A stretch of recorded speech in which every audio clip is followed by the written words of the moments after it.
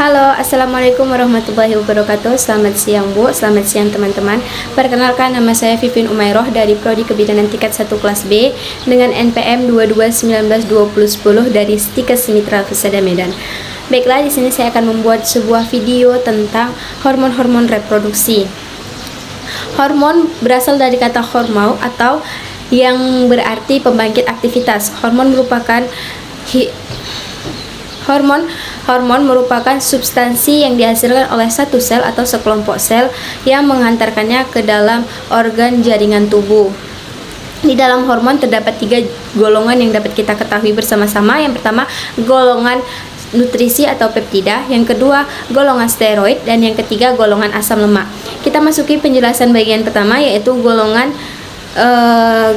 nutrisi atau peptida. Di dalam golongan ini terdapat banyak molekul yang beratnya 300 sampai 70.000 Dalton yang sifatnya dapat berubah melalui enzim.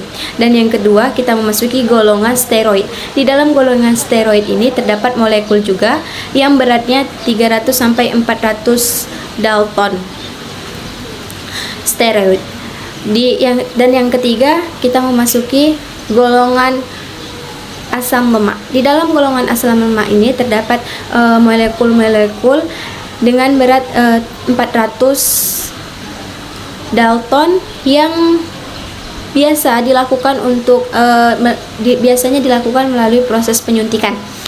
Selanjutnya kita memasuki hormon-hormon reproduksi. Dengan cara kerjanya biasa terbagi menjadi 2, yaitu hormon primer dan hormon sekunder. Di dalam hormon primer dan hormon sekunder ini memiliki fungsi meningkatkan fisiologis reproduksi pada saat dibutuhkan. Baiklah, di sini kita akan memasuki hormon-hormon reproduksi wanita. Hormon-hormon reproduksi wanita itu pertama, hipotalamus yang dapat rangsangan dari luar mengeluarkan GnRH, gonadotropin releasing hormone, atau biasa yang berfungsi untuk merangsang dan menghasilkan hormon. Selanjutnya dari GnRH akan merangsang lobus hipofisi anterior. Dari lobus hipofisi anterior ini akan menghasilkan 2 hormon, yaitu hormon FSH dan LH. Hormon FSH adalah hormon follicle stimulation hormone. Follicle stimulation hormone. Di dalam hormon FSH ini berfungsi untuk mengubah pertumbuhan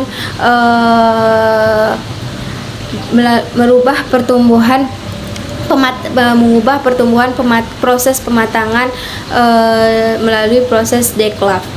Selanjutnya ada LH. LH ini atau biasa disebut dengan luteinizing hormone. Pada LH ini berfungsi untuk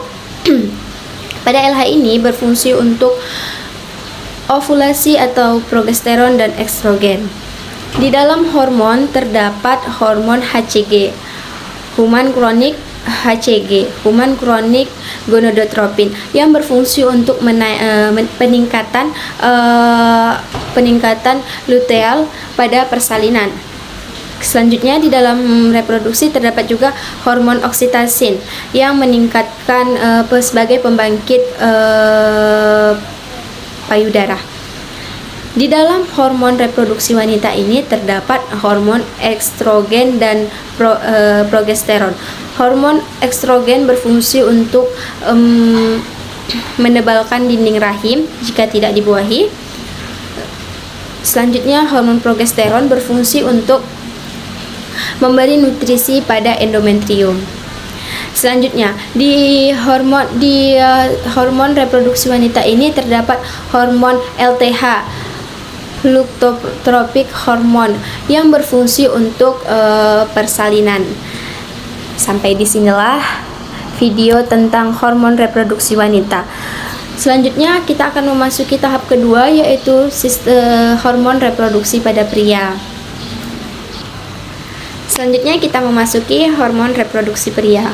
Di hormon reproduksi pria ini adanya hipotalamus yang mendapatkan rangsangan dari luar, sehingga hipotalamus itu merangsang hipotalamus dapat rangsangan dari luar sehingga mengeluarkan GnRH. GnRH itu tadi gonadotropin releasing hormone yang berfungsi untuk merangsang FSH dan LH.